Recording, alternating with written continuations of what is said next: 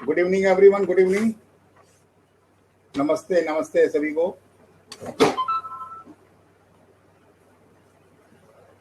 हाँ भाई, good evening to everyone.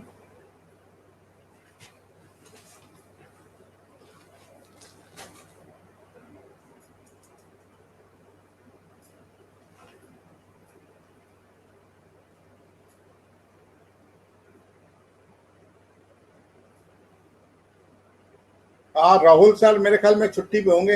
Hello,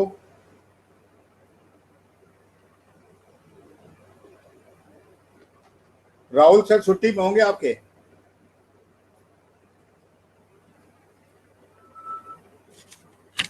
अच्छा, चलो तो ये बताओ कि तुम लोग का क्या टॉपिक चल रहा है अभी?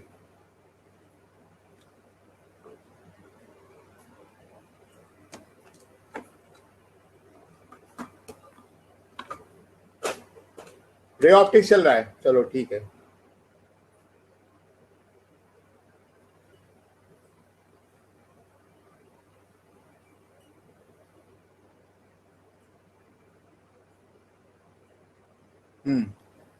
तो टीआईआर हो गया। अच्छा, ऑप्टिकल फाइबर स्टार्ट करना है।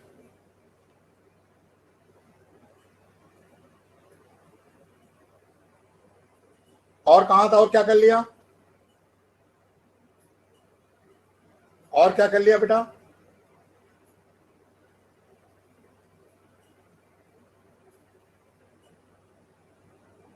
Reflection through slab critical angle हो गया ये वाला सारा कुछ?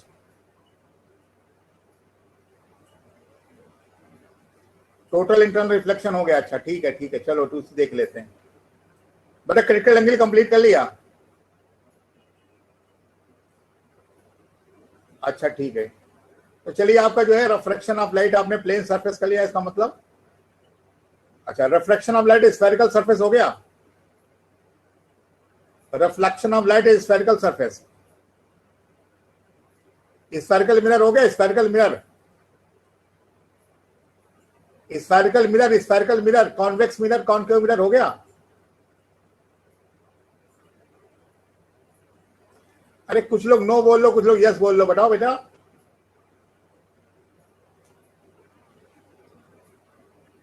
रिफ्लेक्शन ये बताओ, ये हुआ कि नहीं हुआ? अच्छे बताओ।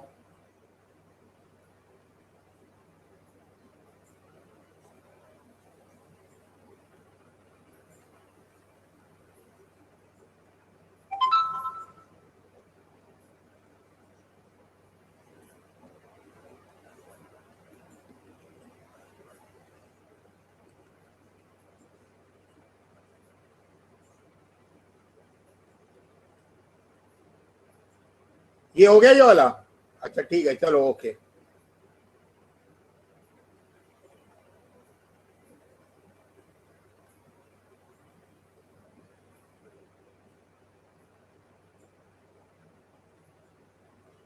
तो भाई ये बताओ, देखो दो चीजें तुम्हारे पास ऑप्शन है। एक तो तुमको refraction of light at spherical surface start करा दें। Hello, refraction of light at spherical surface करा दें, या तुम लोगों को उसके प्रॉब्लम जो पिछले वाले थे उसके प्रॉब्लम करा दें। बोलो।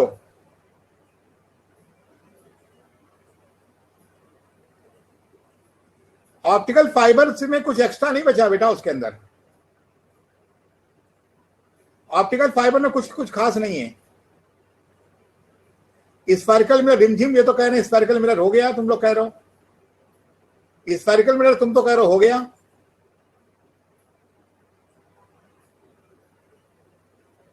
एक मिनट, चलो मैं चेक कर लेता हूं।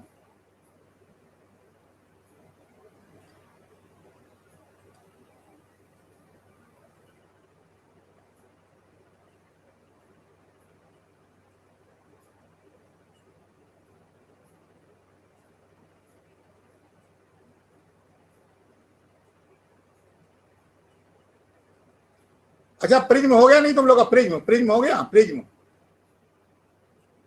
हाँ चलो प्रिज्म करवा दें, प्रिज्म अच्छा टॉपिक है, प्रिज्म करवा देते हैं बेटा। प्रिज्म करवा देते हैं, उससे आगे बढ़ जाएगा। क्वेश्चन आपके सर करवा देंगे, एक ही दिन का तो टाइम है मेरे पास, एक ही दिन का टाइम है, प्रिज्म करवा देते हैं, ठीक है।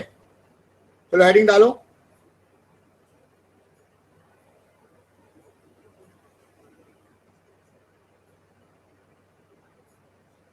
रिफ्रैक्शन थ्रू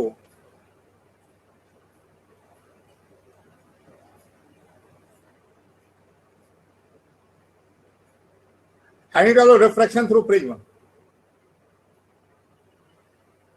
ठीक है, सबसे पहले देखते हैं प्रिज्म क्या होता है। What is prism?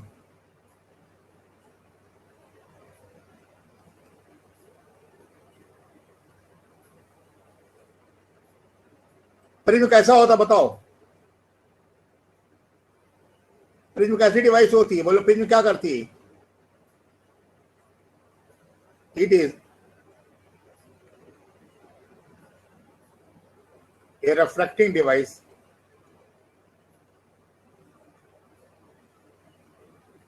which consists of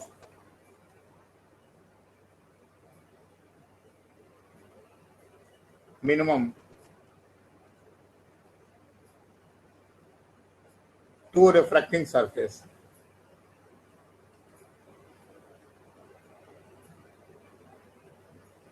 prism जो डिवाइस होती है,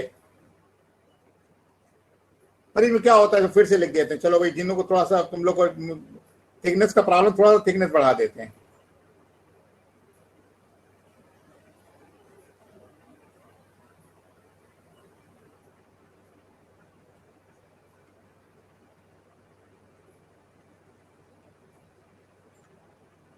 ओके, प्रिज्म क्या होती है? Prism is a device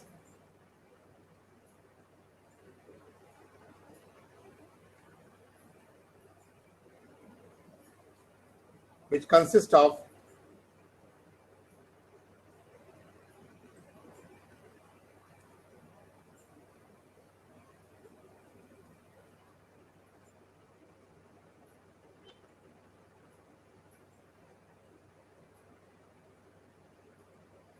prism is ये डिवाइस होती है which consist of minimum two reflecting surface. ठीक है, कम से कम दो रिफ्लेक्टिंग सरफेस होती है इसके अंदर। ठीक है, इन दिस चैप्टर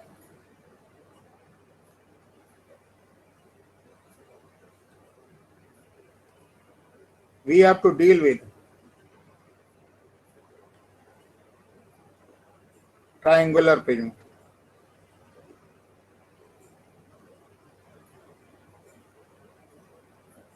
हम लोग को जो प्रिज्म यूज करना ट्रायंगुलर प्रिज्म होता है। तिकोना प्रिज्म बोलते हैं इसके अंदर, ये डिवाइस होती है इसके अंदर।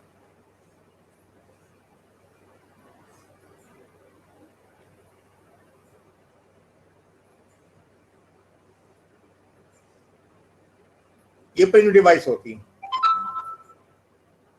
ठीक है, प्रिज्म एक डिवाइस हो गई, तो यहां पे इसको बोलते हैं prism angle capital A. Capital A को बोलते हैं प्रिज्म एंगल।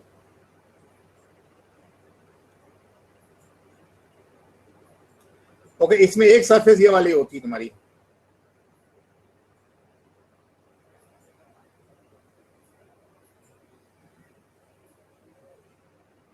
ठीक है, एक जो पीछे वाली सरफेस होती है, एक सरफेस आगे वाली होती है।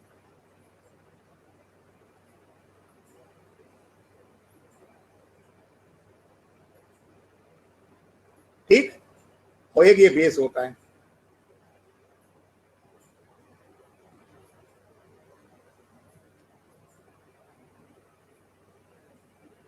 ठीक, तो ये तो तुम्हारा बेस हो जाता है।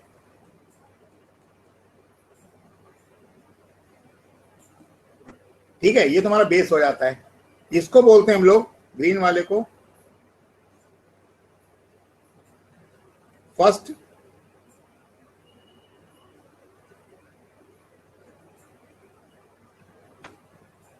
रिफ्रैक्टिंग सरफेस, और इधर वाले को बोलते हैं हम लोग सेकंड रिफ्रैक्टिंग सरफेस। देखो ऐसे होता है, सुनो इधर से ध्यान से देखना।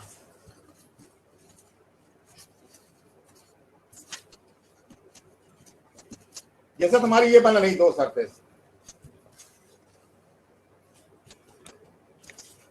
ये बना रहे दो सरफेस। इससे दूसरे ढंग से दिखा देते हैं, रुक जाओ। इससे देखो ये प्रिज्म होता है, ये जो प्रिज्म होता है इसके अंदर सुनो, ये प्रिज्म डिवाइस होती है इस तरह से।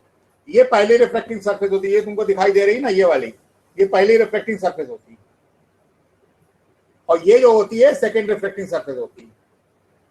दिख रहा है, ट्रायंगुलर प्रिज्म होता है इसके अंदर, ये पहले रिफ्लेक्टिंग सरफेस और ये दूसरी रिफ्लेक्टिंग सरफेस। इसको नीचे को बोलते हैं बेस, ये जो हो गया तुम्हारा बेस हो गया। तो ट्रायंगुलर प्रिज्म को विजुअलाइजेशन करवा रहे हैं तुमको इस तरह से, ट्रायंगुलर प्रिज्म का तुमको बेस विजुअलाइजेशन करवा रहे हैं।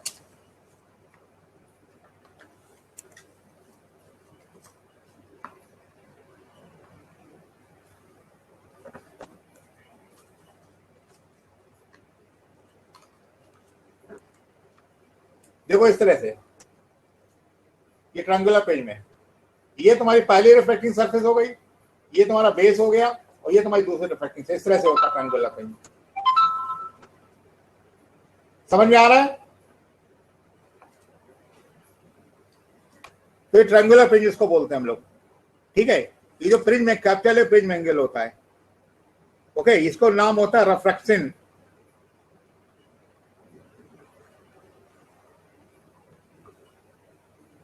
रिफ्रैक्टिव एंगल बोलते हैं इसको, ठीक। और अगर हम इसको ब्रेड कितने काट दें,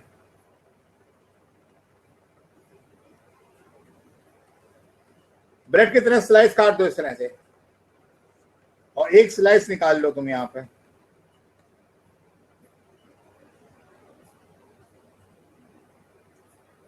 टू ट्राइंगल मतलब क्या है? ट्राइंगल क्या मतलब पहले समझो यहां पे बेटा, ये तुम्हारा ट्राइंगल बन रहा है ना यहां पर इस तरह से, ये तुम्हारी सरफेस बन रही इस तरह से। एक सिंगल पेज बनाते तुमको ज्यादा अच्छा दिखाई देगा।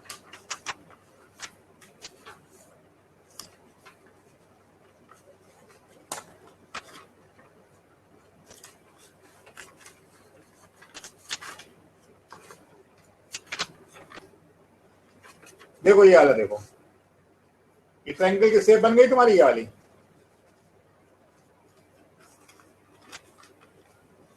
ठीक है। ये ट्रायंगुलर शेप बन गया। तो ये हो गई पहली रिफ्लेक्टिंग सरफेस, ये हो गई दूसरी रिफ्लेक्टिंग सरफेस, ये हो गया ब्रेस। इसको ब्रेड की स्लाइस कितने काट दो, ब्रेड की स्लाइस कितने काट दो, तो उस कंडीशन में तुमको क्या मिलेगा यहां पर, जब तुम ब्रेड की स्लाइस कितना काट दोगे तो तुमको इस तरह से मिलेंगे, एक स्लाइस ट्रायंगुलर मिलेगी। ये इसको बोलते हैं प्रिंसिपल सेक्शन ऑफ प्रिज्म।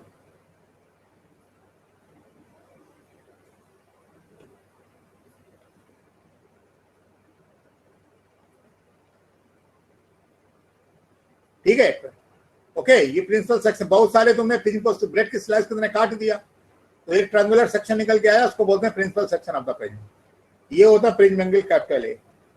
ये तुम्हारा बेस हो गया, ये तुम्हारी हो गई फर्स्ट रिफ्लेक्टिंग सरफेस,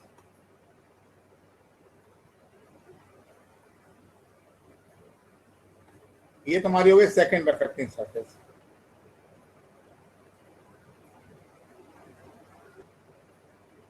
और ये तुम्हारा हो गया अल्फा बीटा। अल्फा बीटा को बोलते हैं बेस एंगल।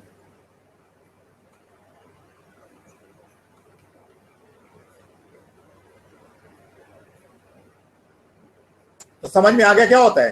प्रिज्म एक ऐसी डिवाइस होती है, इसमें दो मिनिमम रिफ्लेक्टिंग सरफेस होती है, और इन चैप्टरों में हमको सिर्फ ट्रायंगुलर प्रिज्म पढ़ना है। और इसके अंदर एक सरफेस पहली रिफ्लेक्टिंग सरफेस होती है, झोपड़ी की तरह होती है, झोपड़ी का ऊपर का सिरा होता है उस तरह से होती है। झोपड़ी के इस साइड का सिरा होगा फर्स्ट रिफ्लेक्टिंग सरफेस, ये इस तरह से झोपड़ी हो गई। इधर वाला पहला रिफ्लेक्टिंग सरफेस, इधर वाला दूसरा रिफ्लेक्टिंग सरफेस। झोपड़ी के बीच में जो बन रहा है वो एंगल हो गया प्रिज्म एंगल, और बेस बन रहा है नीचे वाला बेस एंगल हो गया। समझ में आ गया नहीं आ गया? क्यों भाई? और बीच में स्लाइस कितना, ब्रेड कितने काट दिए तुमने टुकड़े ना, जब ब्रेड कितने टुकड़े काट दोगे तो तुमको स्लाइस मिलेगी, ट्रायंगल शेप की स्लाइस मिलेगी, तो उसको प्रिंसिपल सेक्शन बोलेंगे। समझ गए? चलो ठीक है। तो ये तुम्हारा हो गया पहले रिफ्लेक्टिंग सरफेस, ये दूसरी रिफ्लेक्टिंग सरफेस, बीच में प्रिज्म एंगल हो गया, नीचे बेस हो गया, अल्फा बीटा बेस एंगल हो गया। ठीक, चलो अगला पेज में बात करते हैं। नेक्स्ट बात करते हैं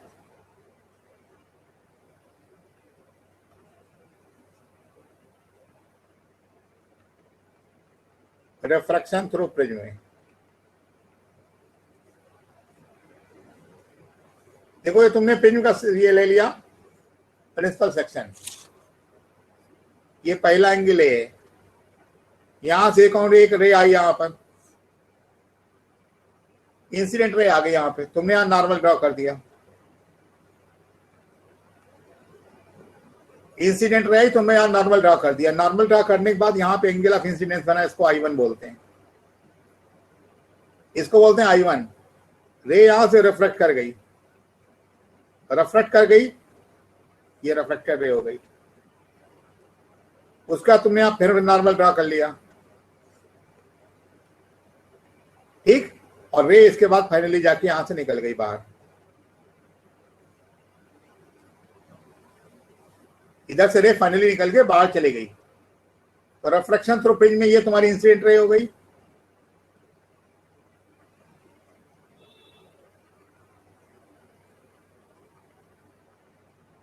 ये रिफ्रैक्टर रे हो गई,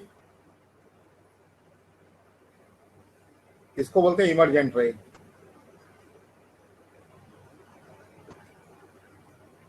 ठीक है, इसको बोलते हैं इंसिडेंट रे, फिर रिफ्रैक्टर रे, फिर इमर्जेंट रे। इसका नाम इंसिडेंस I1, इसको बोलते हैं बेटा एंगल R1। ये वाला एंगल होता है R2, इसको एंगल को बोलते हैं I2 भी बोल सकते हो, इसको E भी बोलते हैं। कई बुक्स में E लिखा होता है, कई बुक में R2 लिखा होता है। देखो ये तो एंगल हो गया I1, फिर से देख रहे एक बार इसको, ये तो एंगल I1 हो गया, इधर देखो ये एंगल हो गया R1, इसको बोलते हैं R2। ये जो एंगल होता है इसको I2 भी बोलते हैं, और कुछ बुक में इसको E लिखते हैं। E का नाम होता है एंगल ऑफ इमेज, इसको बोलते हैं फर्स्ट रिफ्लेक्शन,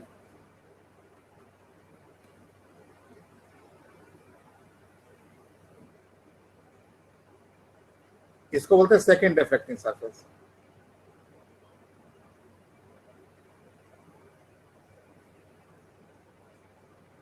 पहले रिफ्लेक्टिंग सरफेस और दूसरी रिफ्लेक्टिंग सरफेस, ठीक है। तो अब जरा देखें, यहाँ पे हमने एंगल बना लिए। तो सबसे पहले हम लोग क्या करते हैं, relation between A, R1 and R2। सबसे पहले तुमको मालूम होना चाहिए कि A इक्वल टू होता हमेशा R1 प्लस R2 बराबर होता है ऑलवेज।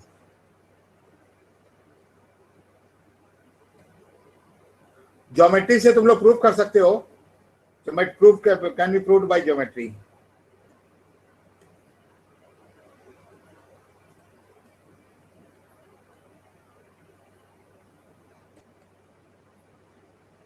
ज्योमेट्री से प्रूव कर सकते हो कि angle of incidence equal R1 plus R2 बराबर होता है, ठीक है। दूसरा, ये हमेशा ये ध्यान रखना, वेरी इंपॉर्टेंट रिजल्ट है ये वाला, ये रिजल्ट बहुत इंपॉर्टेंट है। दूसरा क्या रिजल्ट होता है, अच्छा कितने बार डेविएशन हो रहा है रे का, रे कितने बार रिफ्लेक्शन हो रहा है, 2 बार। तो for first reflection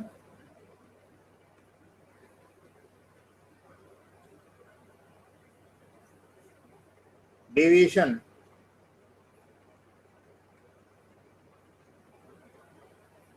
produced by prism, for first reflection deviation produced by prism। भाई देखो डेविएशन क्या हो रहा है, ग्रीन वाली रे कैसी जा रही है, देखो ग्रीन वाली रे आगे जा रही है, उसको बोलते हैं डेल्टा 1। तो डेल्टा तुमको देखो डायग्राम से देखो, I equal to delta 1 plus R1 के बराबर है।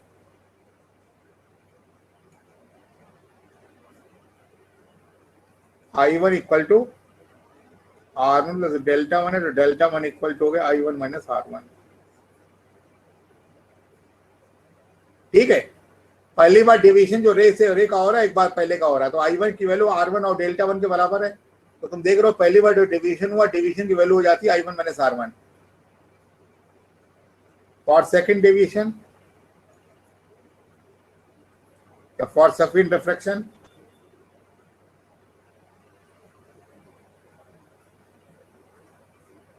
दोबारा फिर से रिफ्लेक्शन हो रहा है, देखना है यहाँ पर रे को जाना इधर था, रे को जाना इधर, चली गई नीचे, तो ये तुम्हारा हो जाता second division delta two. Second division जो हो गया तुम्हारा क्या हो जाता है, जाना इधर था, चली गई इधर साइड में, तो उस कंडीशन में तुम्हारा जो है डिवीजन उधर हो गया। ठीक है, तो तुम्हारा जो हो गया, हेलो, तो तुम्हारा ये कंडीशन में तुम्हारा डेल्टा टू निकल के आ गया, तो ये तुम्हारा हो गया डेल्टा टू। इसको इधर भी बना सकते हो डेल्टा टू। तो बताओ सेकेंड वाले रिफ्लेक्शन में देखो डिस्कनेक्ट हो गए बेटा, रिपीट कर लेना, थोड़ा सा भी ना आगे बढ़ना जरूरी है। ओके वंशिका, ओके आगे सेकेंड वाला देख लो, समझ में आ जाएगा। सेकेंड वाले डायग्राम में देखो क्या हो रहा है, R2 प्लस डेल्टा टू,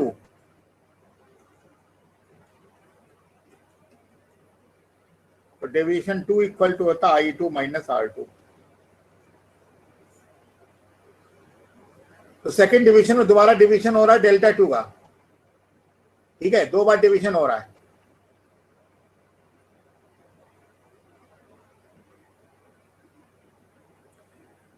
प्रिया भल्ला बेटा, ये जो है सुनो, ये तुम जो कह रही हो ना यहाँ पर, सुनो प्रिया भल्ला, जो तुम कह रही हो उसके ये कन्वेंशन होता है इसमें लिखने के लिए। हेलो, इसको इसी तरह से लिखा जाता है इसके अंदर। तुम जो कह रही हो R2 को सेकंड सरफेस के लिए इंसिडेंट, तुम जो कह रही हो, सुनो भाई बात बता देते हैं, फिर से सुन लो एक बार। तुम कह रही हो पहली वाली तो I1 सरफेस में I1 हो गया, पहले सरफेस का रिफ्लेक्शन R1 हो गया। सेकंड, हाँ सेकंड वाली सरफेस में देखो, सेकंड वाली सरफेस में जो तुम R2 बोल रहे हो ना, सेकंड वाली सरफेस में जो R2 बोल रहे हो उसको तुम्हारे हिसाब से I2 होना चाहिए, उसको कन्वेंशन के हिसाब से R2 बोलते हैं उसको, है वो सेकंड सरफेस का इंसिडेंट एंगल। कहां पर R2 दो बार लिख दिया, R2 कहां 2 बार लिख दिया? अच्छा वो ठीक है delta I2 minus R2, just minute,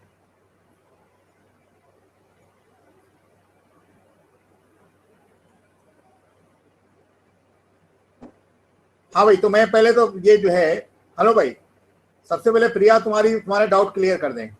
प्रिया देखो क्या होता है यहाँ पर, तुम्हारे हिसाब से पहले सरफेस में रिफ्लेक्शन हो रहा है, I1 R1 हो रहा है, तुम कह रही हो कि जो हमने R2 लिखा उसको हमको I2 लिखना चाहिए, यही तो बोल रही हो। तो मैं ये कह रहा हूँ कि इस बेटा एक्चुअल में क्या होता है, डिवाइस में ये जरूरी नहीं होता रेख इधर से जा रही है, इधर से भी जा सकती है, इधर से भी जा सकती है। उसको बैलेंस करने के लिए कन्वेंशनली इसको ऐसे बनाए गए, R1 R2 को इंटरनल रिफ्लेक्शन एंगल बोलते हैं, इंटरनल रिफ्रैक्शन एंगल, वो कन्वेंशन के लिए बोलते हैं उनको। ठीक है, और जो सेकंड वाले को बोलते हैं तुम्हारा I2, उसको हम लोग इसीलिए ई भी बोल देते हैं उसको बाई कन्वेंशन कहते हैं। ये डिवाइस ऐसी हो रही, इधर से भी रह जा सकती है, इधर से भी जा सकती है, तो सिंप्लीफाई करने के लिए इसमें से कन्वेंशन यूज करते हैं। तो तुमको समझना उसी ढंग से है, ठीक है, और कोई बात नहीं। तो तुम देखो जरा, रे का 2 बार डिवीजन हो रहा है। एक बार जो रे ग्रीन वाली जा रही है, हेलो पहले तो लेफ्ट साइड देख लो, ग्रीन वाली जो रे गई, ग्रीन वाली रे I1 से जा रही है एंगल ऑफ इंसिडेंस से, और फिर बाद में रेड वाला तुमने नॉर्मल ड्रॉ कर दिया, वहां से रिफ्लेक्ट हो गई, तो R1 एंगल रिफ्लेक्शन एंगल हो गया। तो देखो ग्रीन वाले रे का जो पाथ है उसका कितना डेरिवेटिव डेल्टा 1 है। तुमने देखा पहली बारी सरफेस में I1 इक्वल टू तुम्हारा हो रहा है, I1 इक्वल टू तुम देखो यहाँ पे तो डेल्टा 1 प्लस R1 हो रहा है, इससे डेल्टा 1 आ गया I1 माइनस R1। ये पहली सरफेस का डेविएशन एंगल हो जाता है। और जरा दूसरे इस डायग्राम में देखो कि R2 plus delta 2 equal to I2 हो रहा है, तो डेल्टा 2 इक्वल टू हो गया I2 माइनस R2। तो 2 बार डिवीजन हो रहा है रे का 2 बार डिवीजन हो रहा है। तुमको बात करनी टोटल डिवीजन कैसे हो रहा है, सुनो, रे का टोटल डिवीजन निकालना है हमको। ये डेल्टा 1 हो गया, डेल्टा 2 हो गया, तो टोटल डिवीजन ऑफ रे,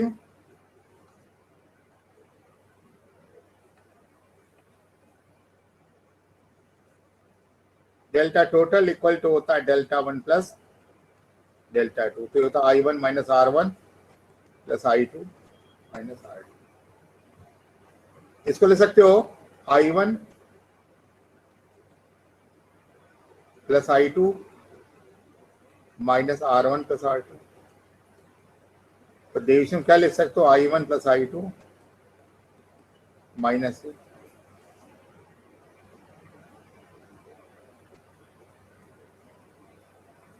एक तो तुम्हारा ये हो गया, एक तुम्हारा हो जाता also delta variation equal I1 plus I2।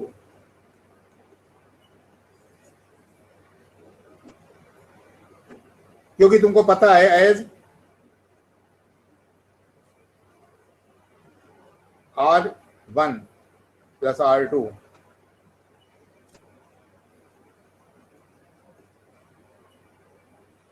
तो ये हो जाता total deviation produce by prince.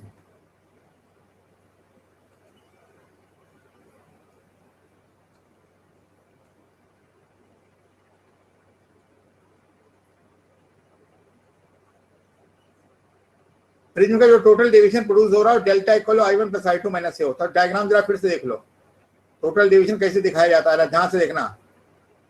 इधर देखो, ग्रीन वाली रे सीधे चलती चली आ रही थी, ग्रीन वाली रे सीधे चलती चली जा रही थी, और सबसे लास्ट वाली रे येलो वाली, ये नहीं वाली गई चली गई। तो ये तुम्हारा होता है डेविएशन टोटल।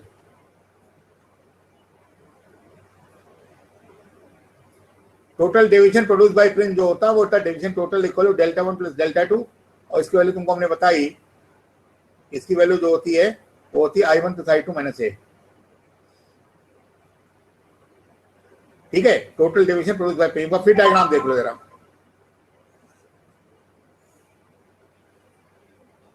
एक बार डायग्राम और देख लो। ये तुम्हारी हमने एक रे बनाई यहां पर, ये तुमने हमने नॉर्मल ड्रॉ किया, रे तुम्हारी रिफ्रैक्ट हुई, तो उस कंडीशन में तुम्हारा पहला डिवीजन ये हो रहा है, डिवीजन डेल्टा 1। ये तुम्हारा एंगल I1 है, और ये तुम्हारा डिवीजन एंगल क्या है, तो देख रहे हो I1 equal to delta 1 plus R1, तो डेल्टा 1 इक्वल टू हो गया I1 माइनस R1। ठीक, और ये तुम्हारी ग्रीन वाली रह जा रही है यहाँ पे, इसका पाथ ये वाला बन रहा है ओरिजिनल पाथ। अब सेकंड सरफेस में पहुंचा, रिफ्रैक्शन, फिर से नॉर्मल ड्रॉ किया। मैंने बोला यहाँ पे जो एंगल लिखते हो उसको बोलते हैं तुम्हारा क्या, R2। ठीक, तो यहां से रे रिफ्लेक्ट हो गई, इधर चली गई, तो ये बाद में चली गई, तो इसने दोबारा डिवीजन किया, तुम्हारा डेल्टा 2 हो जाती है। मैंने बोला ये तुम जो डेल्टा 2 लिखते हो यहाँ पे तुम्हारा, सॉरी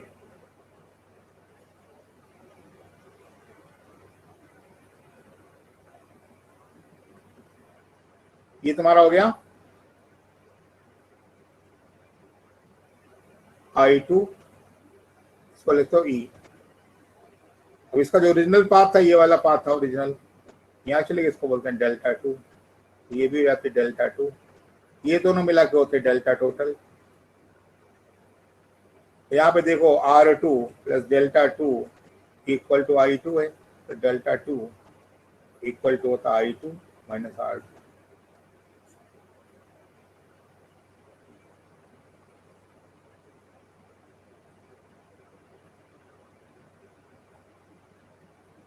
ओके, तो ये तुम्हारा रिफ्रैक्शन, देखो रिफ्रैक्शन और प्रिज्म चल रहा है भाई बेटा, सभी लोग जो लोग जस्ट अभी ज्वाइन किए उनके लिए बता रहे हैं, रिफ्रैक्शन थ्रू प्रिज्म चल रहा है।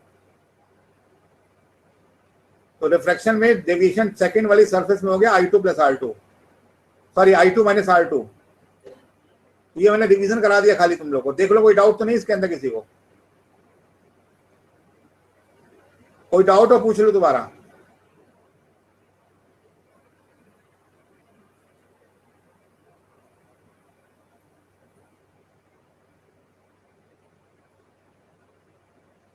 चलो आगे बढ़ें,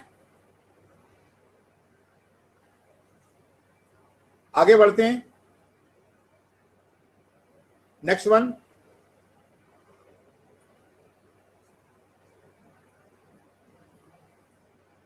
variation of deviation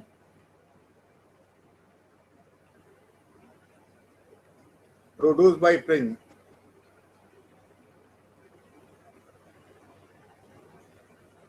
with the angle of incidence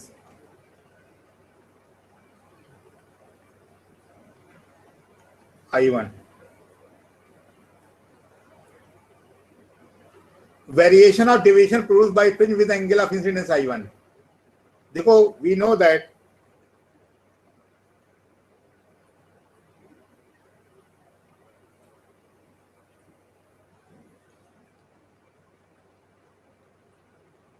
तुमको अभी हमने बताया था I1 प्लस I2 माइनस ए। डेविएशन जो होता है I1 प्लस I2 माइनस ए, ये तो कांस्टेंट होता है, और deviation 2 depends upon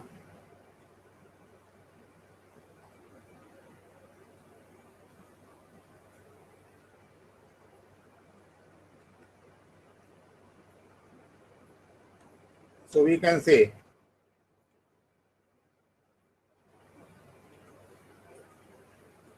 deviation produced by prism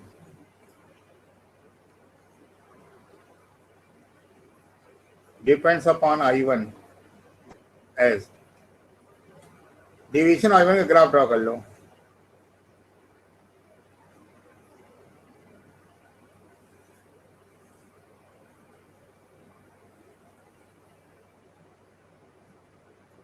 तो जब ग्राफ ड्रॉ करते हो बेटा तो तुमको इस तरह का ये ग्राफ मिलता है, इस तरह का रहेगा, इस तरह ग्राफ मिलता है, ठीक है। स्ट्रेट लाइन नहीं मिलता है भाई, स्ट्रेट लाइन काहे लिख दे हो प्रिया बल्ला, स्ट्रेट लाइन थोड़ी होता है, ठीक है। हाँ, तो ग्राफ तुमको इस तरह से अनसिमेट्रिक कर्व मिलता है तुमको यहाँ पे, तो ये इसको बोलते हैं TIR zone.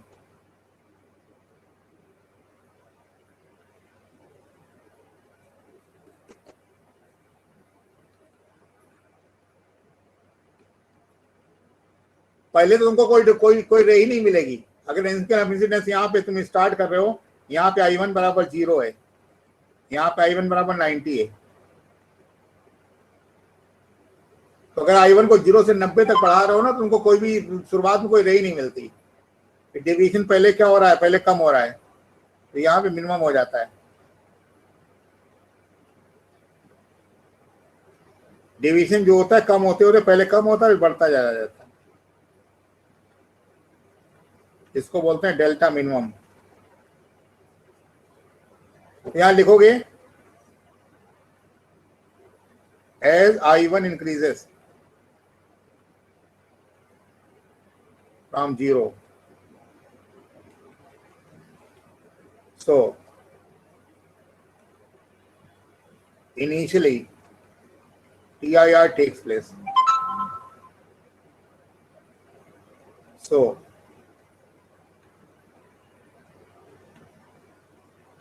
no emergent ray is obtained।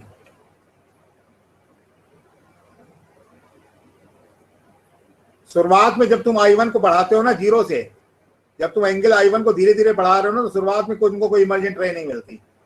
तो as I1 increases from I1 equal to 0, then initially no TIR takes place, so no emergent ray takes place। Now further deviation first decreases to deviation minimum, then increases and become maximum at I1 equal to 90 degree. देखो पहले इसका graph पूछ लिया था sir तुमसे कह रहा है कि यहां पर इस कंडीशन में जो होता है डेविएशन शुरुआत में मिलेगा ही नहीं, प्रिज्म कोई डेविएशन नहीं देगा। मतलब क्या हुआ, इसको डायग्राम से तुम समझ लो। मान लो तुमने कोई प्रिज्म ऐसे ले लिया और तुमने रे को ऐसे भेज दिया, मान लो ये तुमने नॉर्मल ड्रॉ कर दिया, तो यहाँ पे I1 बराबर क्या है, 0 है। तो तुमको यहाँ पे पहले केस में क्या हो जाता है, यहाँ से जो रे आगे बढ़ेगी ना बेटा, तो सीधे जाके TIR हो जाएगा, नो इमर्जेंट रे मिलेगी।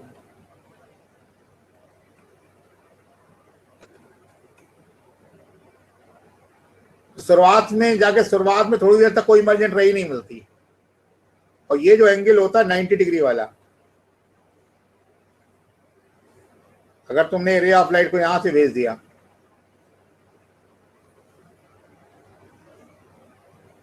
ये होता I1 इक्वल टू 90 डिग्री। तो रे तुम्हारी रिफ्लेक्ट होके मिल जाती मर्जेंट रे। ये तुम्हारा नॉर्मल ड्रॉ कर दिया हमने दोनों केस में।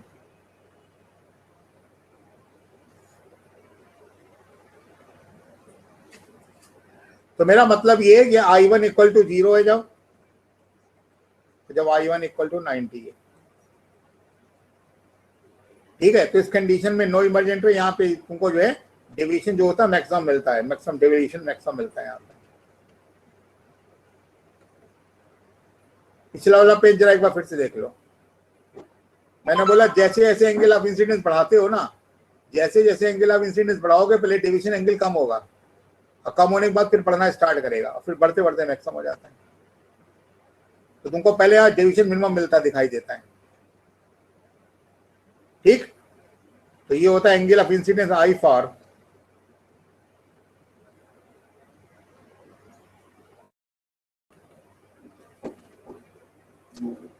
ठीक है। ये तुम्हारा हो गया प्रिज्म का डेविएशन जब तुमको मिल रहा है जैसे चेंज हो रहा है। बेटा ये बताओ जब तुम रिफ्रैक्शन का लॉ कर रहे हो, सुनो, रिफ्रैक्शन अगर आप देखो इधर, यहाँ पे डायग्राम देखो जरा, पहले रिफ्रैक्शन कौन कर रहा है? पहले रिफ्रैक्शन में I1 I2 I1 R1 है नहीं? तो बताओ, जब बताओ R1 R2 की वैल्यू कितने डिपेंड करती है? बोलो। R1 R2 तो कांस्टेंट हो गया ना, R1 R2 का एडिशन नहीं, R1 R2 का एडिशन तो कांस्टेंट होता, कैपिटल है, हाँ ठीक है। तो बचा I2, तो I2 इस पे डिपेंड करेगा कि I1 तुम कितना चेंज कर रहे हो। भाई फार्मूला तुमको मैंने लिखाना है यहाँ पे बेटा, deviation equal I1 plus I2 minus A, तो कैपिटल ए तो कांस्टेंट है यहाँ पर, और I2 जितना I1 करोगे उस हिसाब से I2 चेंज हो जाएगा। तो खाली जो है डेविएशन I1 पे डिपेंड करेगा, तो इसलिए ग्राफ खाली I1 का बनाते हैं यहाँ पे हम लोग। ये तुम्हारा हो जाता है प्रिज्म एंगल, ठीक है। तो ये डेविएशन जब तुम करते हो, जब I1 0 करते हो तो कोई इमरजेंट रे नहीं मिलती है, और जब I1 90 करते हो तो कोई डेविएशन मैक्सिमम हो जाता है।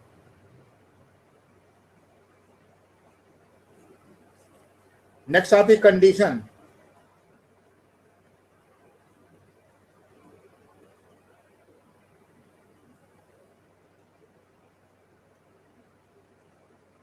Condition for minimum deviation.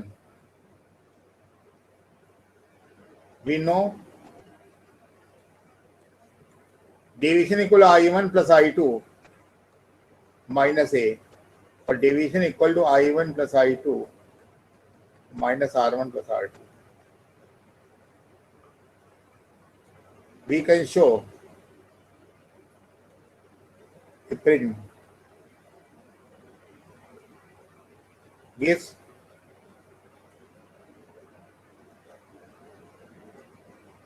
minimum deviation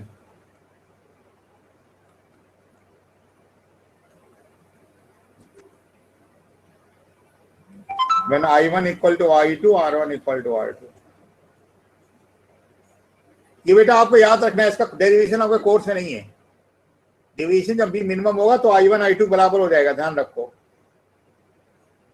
जब भी प्रिज्म चलेगा ना तो उस कंडीशन जो रे चलेगी वैसी चलेगी, ये जाएगी फिर ऐसे जाएगी फिर ऐसे जाएगी। इस कंडीशन में क्या होता है, नॉर्मल तुम ड्रा करोगे तो ये हो जाएगा तुम्हारा नॉर्मल। तो ये तुम्हारा हो जाता है I1 I, ये हो जाता R, ये होता R, ये हो जाता I, और ये तुम्हारा मिनिमम डेविएशन हो जाता है।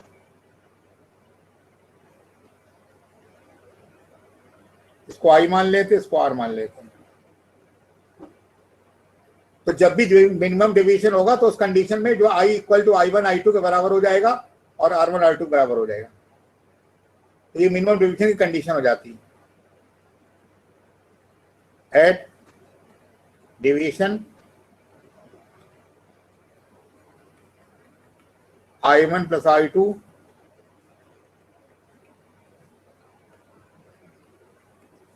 डेल्टा मिनिमम तुम लिख सकते हो,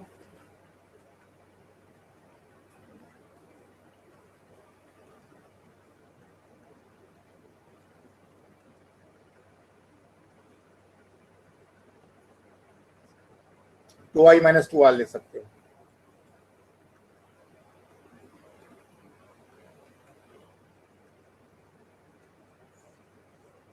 also deviation equal i1 plus i2 minus a।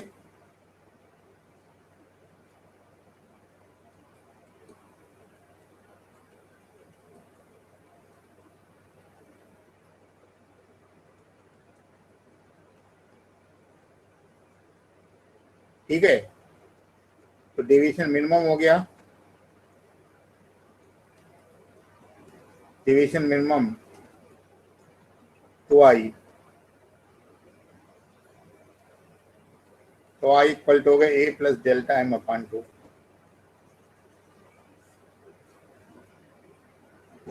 ठीक है, मिनिमम डेविएशन के लिए कंडीशन में ये हो गया एंगल ऑफ इंसिडेंस।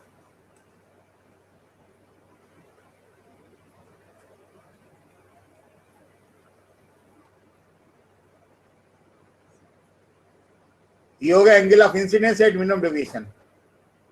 ठीक है, also eight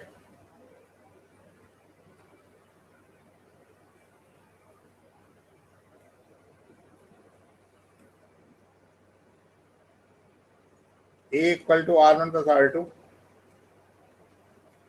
eight delta minimum, a को ले सकते हो r plus r, a equal to होता है 2r, तो r इक्वल टू होता है a/2। i की वैल्यू आ गई, r की वैल्यू आ गई मिनिमम डेविएशन कंडीशन में। मतलब मिनिमम डेविएशन कंडीशन में r जो होता है प्रिज्म एंगल का हाफ हो जाता है। लास्ट फार्मूला क्या होता है इसके अंदर? Refractive index.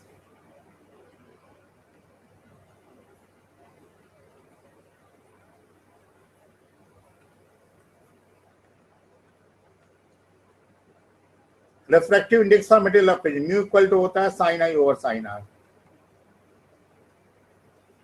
तो mu equal to the sine a plus delta m upon 2।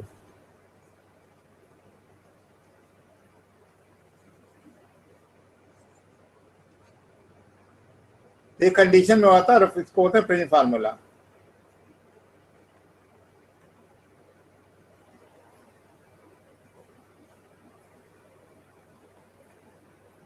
इसको इस तरह और बेटर लिख दो, रिफ्रैक्टिव इंडेक्स फार्मूला।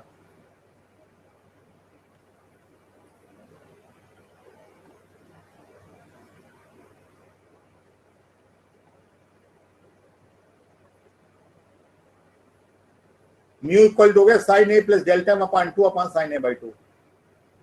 ये तुम्हारा प्रिज्म एंगल का फार्मूला हो गया।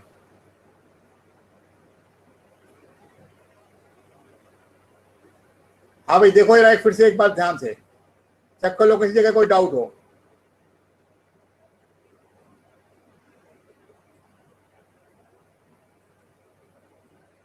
एक बार फिर से रिव्यू करा देते हैं। प्रिज्म एक ऐसी डिवाइस होती है जिसके अंदर कम से कम 2 रिफ्रैक्टिंग सरफेस होती हैं। प्रिज्म एक ऐसी डिवाइस होती है जिसके अंदर कम से कम 2 रिफ्रैक्टिंग सरफेस होती हैं। इस चैप्टर में सिर्फ ट्रायंगुलर एंगल से, ट्रायंगुलर प्रिज्म से मतलब है। ट्रायंगुलर प्रिज्म में 2 रिफ्रैक्टिंग सरफेस होती हैं, एक लेफ्ट साइड एक राइट साइड, नीचे बेस होता है, और 2 रिफ्रैक्टिंग सरफेस के बीच का एंगल जो होता है प्रिज्म एंगल कैपिटल ए बोलते हैं। अगर प्रिज्म को स्लाइस की तरह काट लो बार बार तो प्रिज्म का एक प्रिंसिपल सेक्शन मिल जाता है। कैपिटल ए को बोलते हैं प्रिज्म एंगल और रिफ्रैक्टिव एंगल। और स्लाइस बना दिए, पहले रिफ्रैक्टिंग सरफेस हो गई, दूसरी हो गई, ये प्रिज्म एंगल हो गया, अल्फा बीटा बेस एंगल हो जाते हैं, और ये तुम्हारे बेस हो गए। हाँ, ये हमेशा उसके टर्म में निकालेंगे, उसके टर्म में निकाल तुम्हारे, और दूसरे एंगल के टर्म में भी निकाल सकते हो। एक्चुअली प्रिज्म का कैरेक्टरिस्टिक होता है डेल्टा मिनिमम। किसी भी प्रिज्म के लिए डेल्टा मिनिमम जो होता है उसका कैरेक्टरिस्टिक होता है। एक तो ये हो गया। अच्छा, इस पेज में कोई डाउट किसी को? चलो सेकंड पेज में चेक कर लो।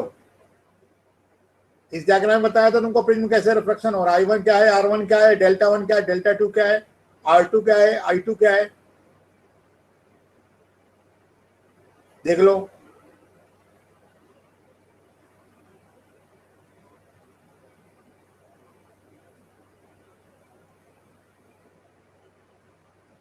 चलो ये देख लो,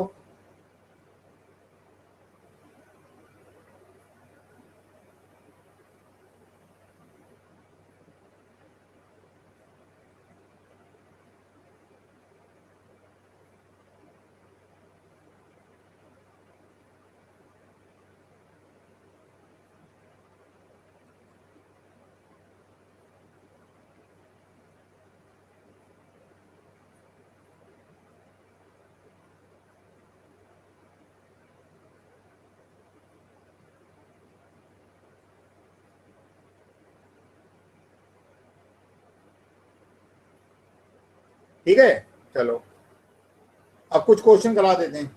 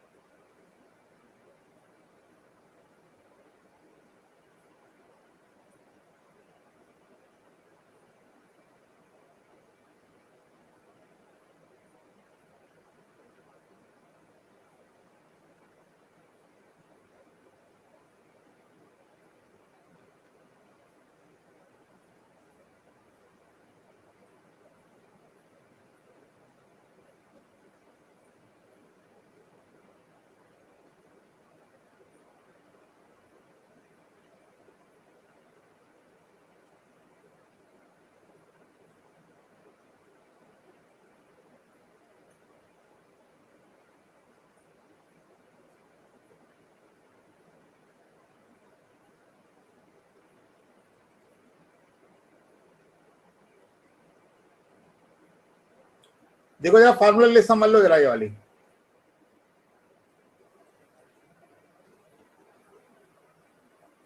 एक जरा फार्मूला लिस्ट जरा और देख लो। ये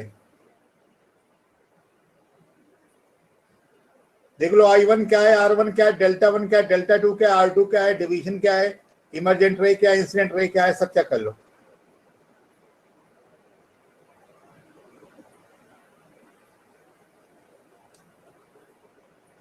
दूसरा,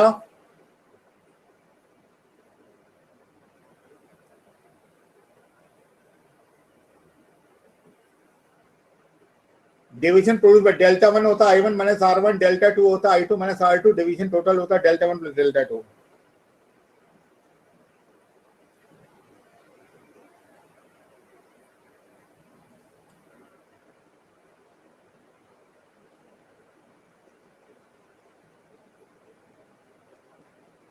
डिवीजन टोटल होता है I1 plus I2, I1 minus R1 plus I2 minus R2, और डिवीजन टोटल बोले तो I1 plus I2 minus R1 plus R2। Capital A equal to R1 plus R2 होता है, तो डेल्टा डेल्टा इक्वल टू होगा I1 plus I2 minus A।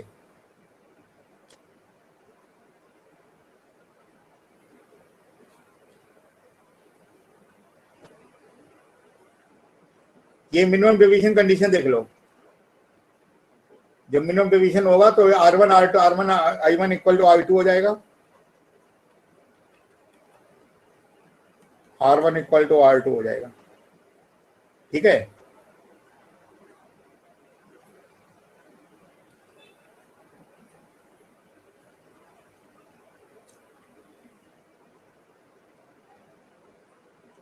ठीक।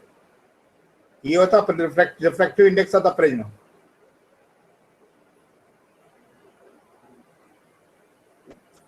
I equal to refractive index, जब minimum division होता है तो I equal to A plus delta M by 2 होता है, R equal to A by 2 होता है, रिफ्रैक्टिव इंडेक्स का फॉर्मूला हो जाता है।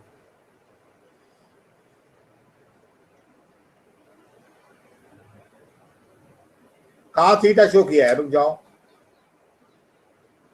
थीटा दोनों नॉर्मल के बीच का एंगल है, थीटा दोनों नॉर्मल के बीच का एंगल है। ठीक है, ये नॉर्मल तुम्हारे बन रहे हैं ना ये वाले।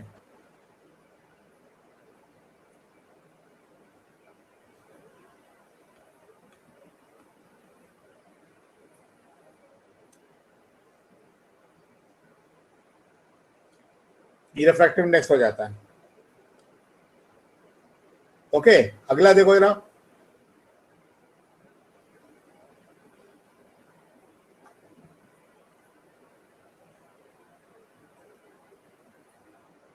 Next one,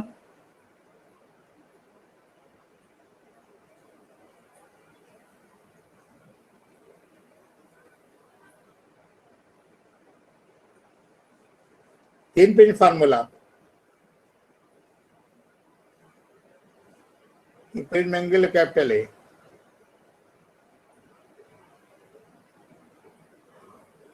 for a prism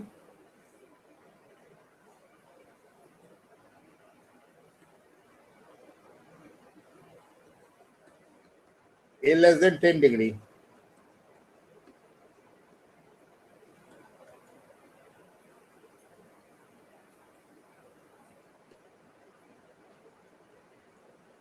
in prism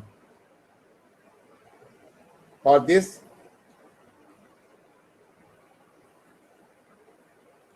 we can reduce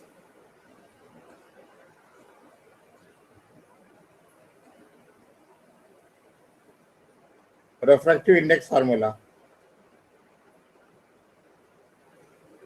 as, देखो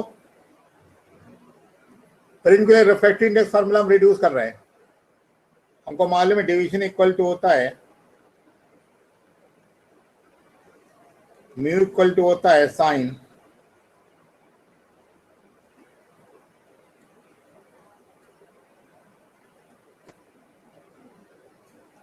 ए plus delta 0.2 upon sine A by 2 for small prism ले लो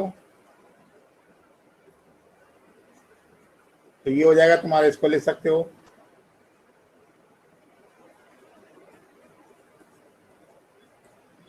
स्मॉल प्रिज्म के लिए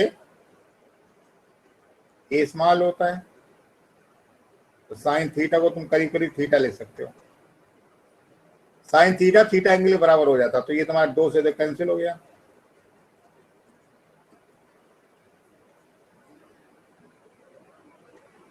तो ये तुम्हारा हो जाता है म्यू ए,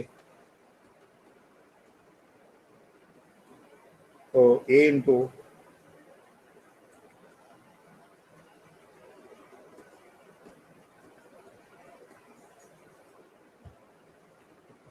इस तरह से तुम्हारे प्रिज्म का ये मेन कोर्स खत्म हो गया तुम्हारा।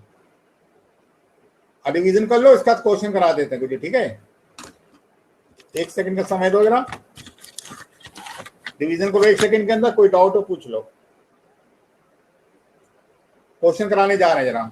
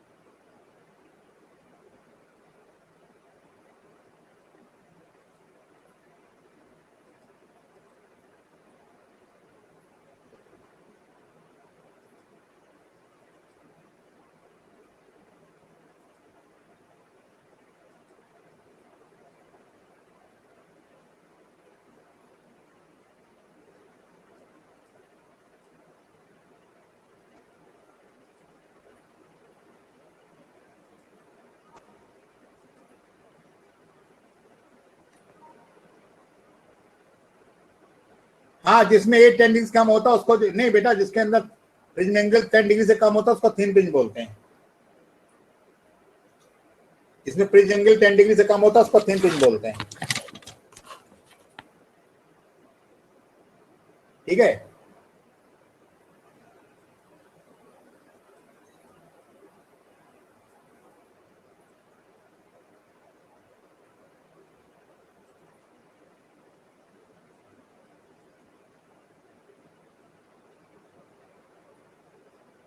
चलो बताओ जरा ये वाला,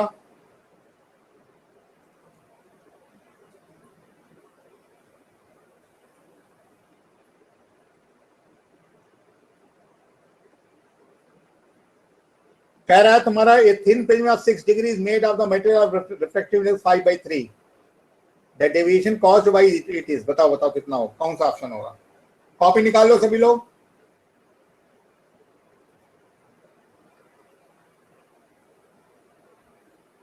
कॉपी निकाल लो सभी लोग बेटा।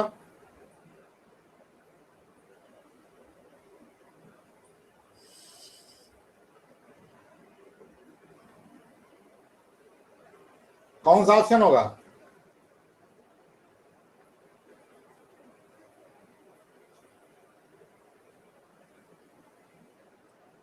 हाँ भाई, किसी का नहीं आ रहा हो डी लिख देना, डाउट। किसी का ना आ रहा हो डी लिख देना।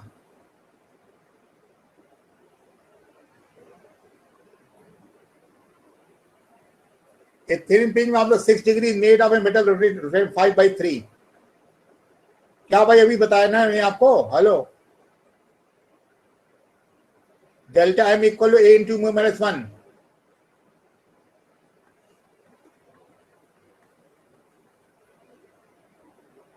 अब तुम्हारा ए तुम्हारा कितना दे रखा है बोलो? 6 डिग्री।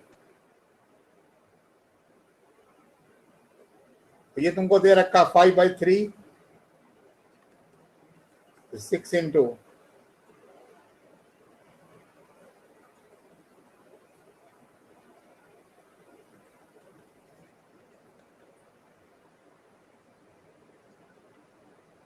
ठीक है।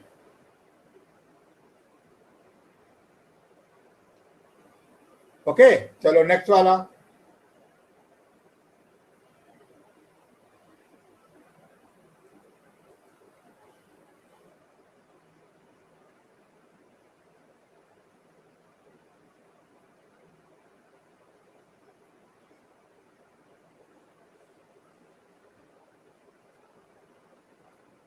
The minimum deviation produced by a glass fringe of the angle 40. The minimum deviation produced by a glass fringe of angle 40 degrees 36 degree. The refractive index of the glass is, निकालो answer.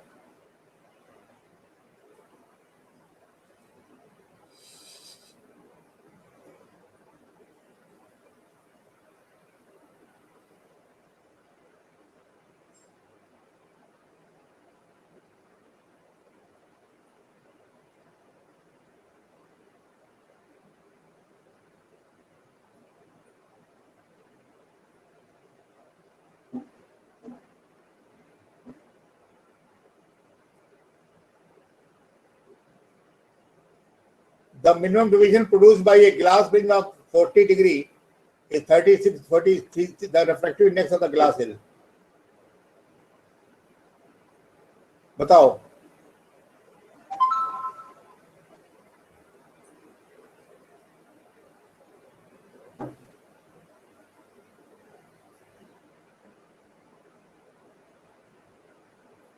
कैसे हुआ बताओ? वंशिका कैसे किया तुमने बताओ? वंशिका बोलो।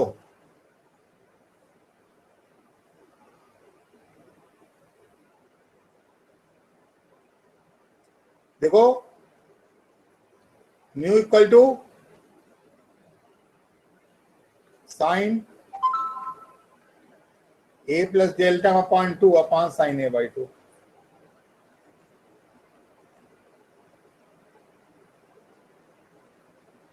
ठीक है, सुन लो, पहले पहले से करके बता दें। अब साइन जो तुम्हारा है, hello, sine A plus delta upon 2 upon sine a/2 लगेगा। नहीं, स्मॉल पिंच वाला क्यों लगेगा भाई? स्मॉल पिंच वाला नहीं लगेगा यहाँ पर। सुन लो, बता नहीं तुमको। Sign A plus delta A कितना तुमको दे रखा? 40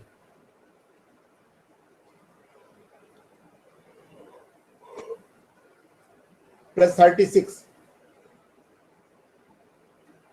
बाई 2 अपॉन साइन।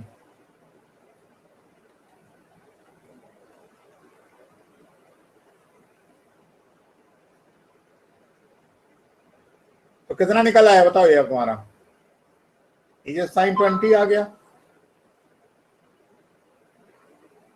ऊपर कितना आ गया? 40 प्लस 36 साइन 38।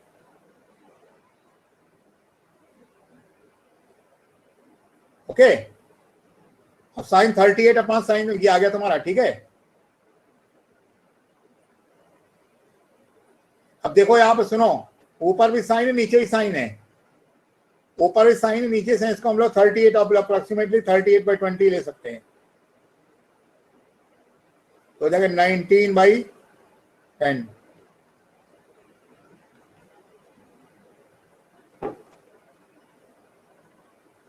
मतलब साइन में ऊपर भी साइन नीचे ही साइन है, ऊपर भी साइन है नीचे ही साइन है, तो हम लोग हाँ, ऊपर भी साइन है नीचे साइन है, डायरेक्ट एंगल का रेशियो ले लो।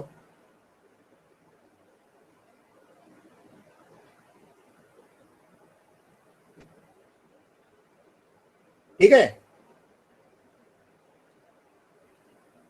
कौन सा फार्मूला में है, कौन सा फार्मूला बोल रहे हो? देखो ऐसा नहीं, यहाँ पे कोई दूसरा ऑप्शन नहीं मिल रहा है ना, इसलिए हमको लाना पड़ेगा ना वहां पे। ये तो वैल्यू निकालो फिर, और क्या, वैल्यू निकालने का कोई ऑप्शन तुम्हारे पास है ही नहीं। वैल्यू निकालने का कोई ऑप्शन नहीं ना बेटा वहां पर, तो हमको अप्रोक्सीमेट निकालना पड़ेगा वहां पे बस।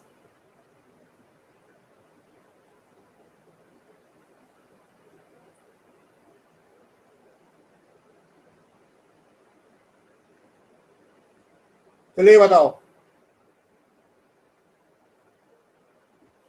इन the diagram the ray passes to the pin is parallel to the base. कह रहा है कि रे जो पास हुए पैरेलल टू द बेस हो रही। जरा एक बात सुनो यहाँ पे, इधर जब मिनट डिवीजन कंडीशन एक और समझ लो यहाँ पे।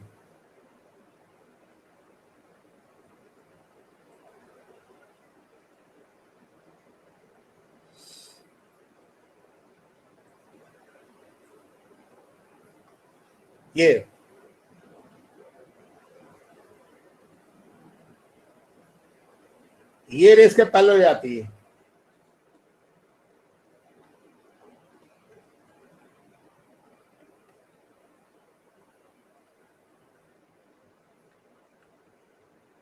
रे become parallel to base if alpha beta angle, अगर एंगल बराबर हो जाए, अगर अल्फा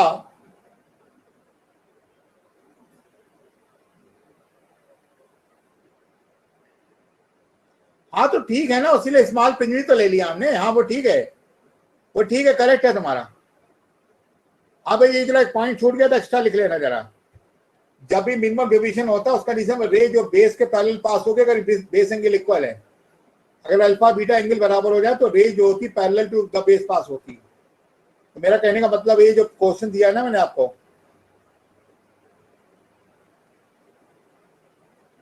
हाँ ये बताओ,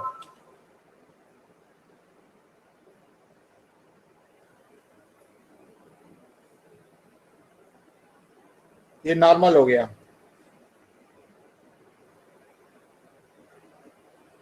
बताओ पहले कौन सा होगा?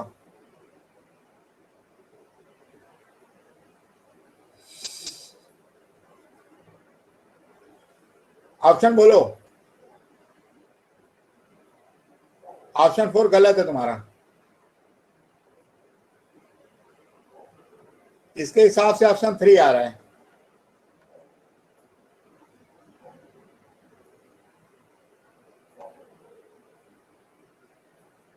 चेक करना पड़ेगा हमको।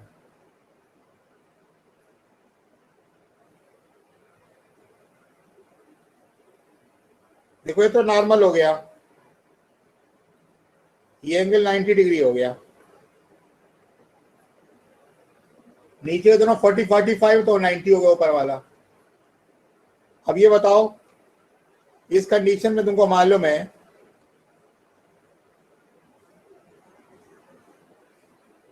एक कंडीशन और डेल्टा एम होता है।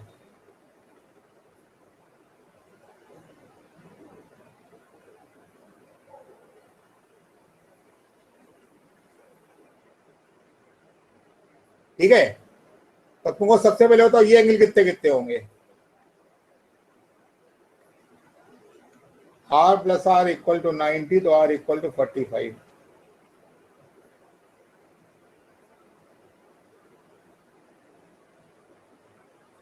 बता नहीं बेटा, देखो 60 डिग्री पे रे आ रही है, रे 60 डिग्री पे आई, एंगल आर से रिफ्लेक्ट हो गई,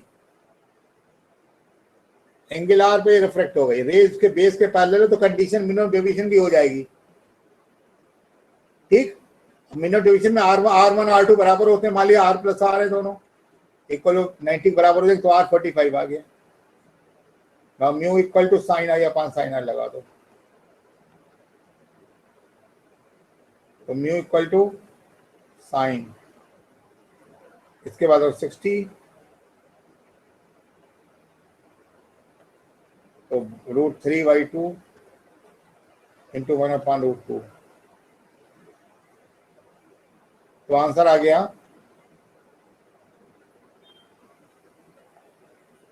√3/2। एक मिनट, रॉन्ग आंसर है इसका यार, फोर्थ को होगा करेक्ट आंसर। करेक्ट आंसर बेटा फोर्थ ही होगा, √3/2। Let me change the answer from my answer sheet.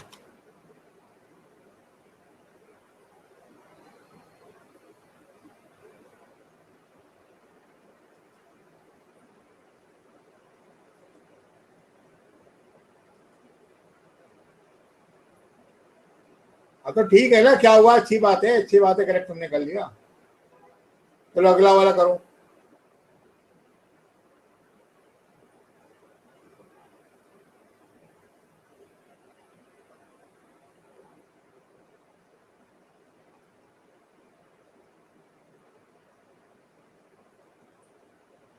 ये बताओ, a prism of refractive index √2 has a refractive index 60 degree. At what angle must a ray be incident on this so the surface of minimum deviation?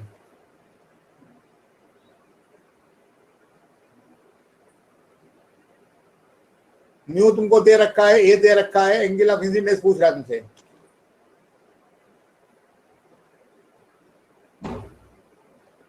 बोलो,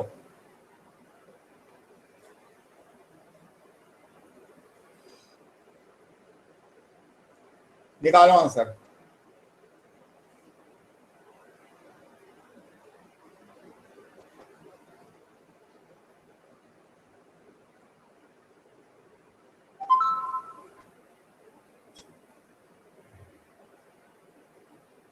हाँ capital A 60 होगा ना, reflecting angle दे रखा है ना, capital A 60।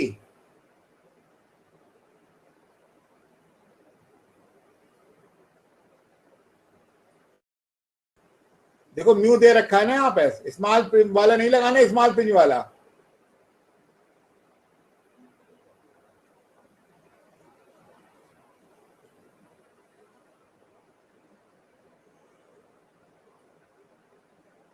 Mu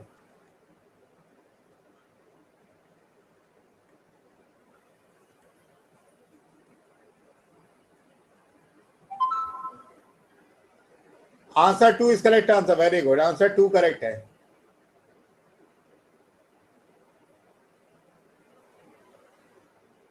answer 2 आ रहा नहीं आ रहा बताओ पहले।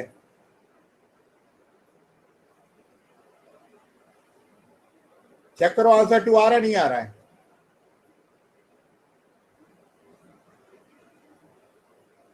आ गया सभी का, आगे आगे बढ़े।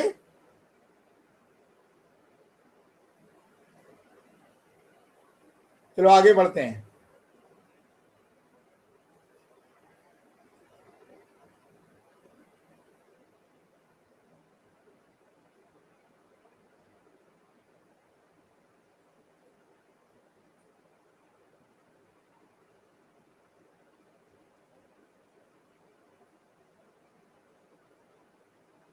कैसे 120 क्यों होगा, क्या कह रहे हो, ए 120 क्यों होगा भाई, एंगल तुमको दिया तो है 60 डिग्री।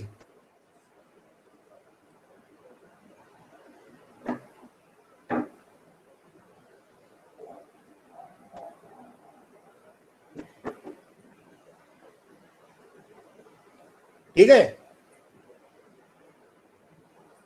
चलो ये बताओ। अच्छा ये तो हो ही गया तुम्हारा, ये तो रिपीट हो गया। चलो ये बताओ,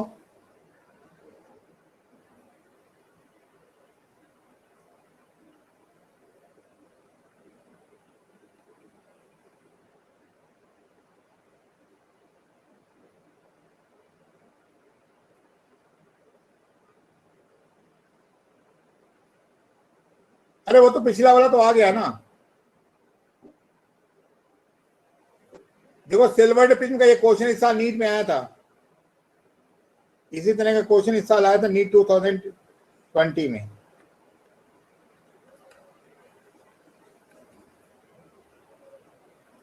Carried isosceles prism of the A equal to 30 degree.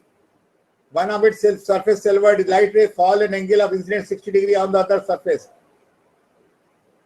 retrace its path after reflection from the silvered face. Refractive index of the prism material is. क्या मतलब हुआ इसका? देखो ये प्रिज्म तुमको दे रखा है इस तरह का, तुमको ये दे रखा 30 डिग्री, ठीक, और ये तुमको दे रखा 30, तो ये तुम्हारा आइसो स्केल्स है ना, तो 75 हो जाएंगे।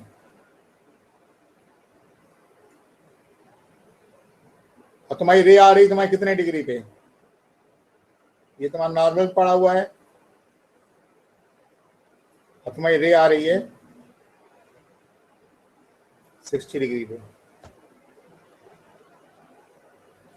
और वो रिट्रेस का, रिट्रेस का मतलब क्या हुआ? रिट्रेस का करने का मतलब क्या होता है? रे रिफ्लेक्ट हो गए सीधे पड़ेगी जाके यहाँ पर,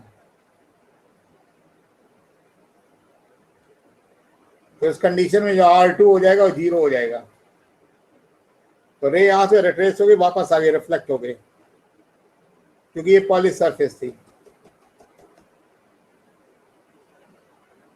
तो R1 तुमको मालूम है, R1 प्लस R2 इक्वल ए होता है, R1 plus 0 equal to 30, R1 plus 30 equal to 30 हो गई। बस तुम लगा दो, म्यू इक्वल टू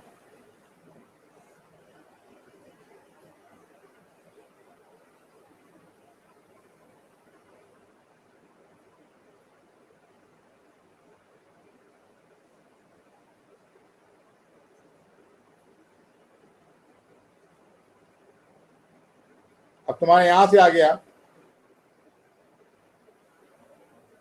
आई बराबर आ गया 60, आर बराबर आ गया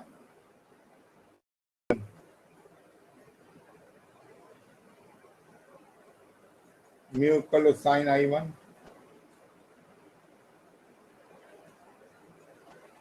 साइन 60 ओवर साइन 30। साइन 60 होता है 3/2, तो ये होगा √3।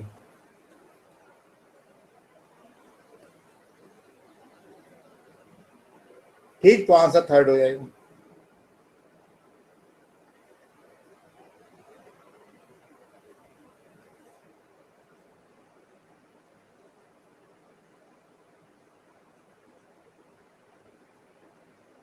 हाँ प्रिया भल्ला, क्या हो गया तुमको? कहाँ डाउट है बताओ? मैंने बोला रे बेटा आ रही थी एंगल जो है ना 60 डिग्री पे, नॉर्मल से रिफ्लेक्शन हुआ R1 पे और नॉर्मली फॉल हो गई सेकेंड वाली में, R2 इक्वल 0। नहीं फार्मूला नहीं, कंसेप्ट से लगेगा ये क्वेश्चन, कंसेप्ट पे लगाओगे फिर फार्मूला लगाओगे। हाँ फार्मूले की जरूरत नहीं है यहाँ पे कोई, ये नीट 2020 में है तो इसमें का थ्योरेटिकल क्वेश्चन।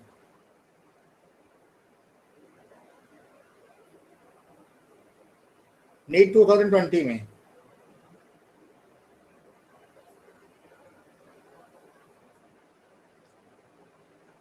एक और देखो,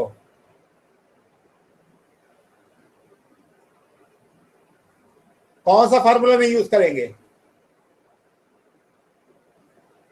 बेटा? कंडीशन में पता क्या, डेल्टा मिनिमम कहाँ पता है तुमको?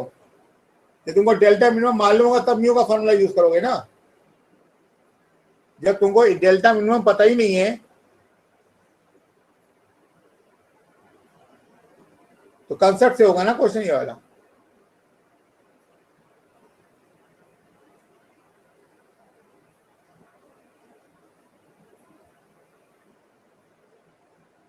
हाँ निकाल लो तो फिर आ जाएगा, कर लो, निकाल लो फिर आ जाएगा मुदित। अगर तुम डेल्टा एम इससे निकाल के फिर करो तो आ जाएगा, ठीक है भाई। देखो फिजिक्स और मैथमेटिक्स में तुम कोई भी तरीका अप्लाई करो, फिजिक्स और मैथमेटिक्स में कोई तरीका अप्लाई करो, कंसेप्ट पता है तो रास्ते समाव है, क्वेश्चन करने के रास्ते समाव है, क्वेश्चन करने में कोई प्रॉब्लम थोड़ी है। ठीक है, तो प्रिज्म हो गया तुम्हारा फिर, ठीक है प्रिज्म हो गया। एक दो एक्स्ट्रा पॉइंट और आपके सर पढ़ा देंगे आपको, ठीक है, जिससे मैक्सिमम डेविएशन होता है वो सब सर से पढ़ लीजिएगा आप लोग, ठीक। चलो ठीक है, तो bye bye to all of you.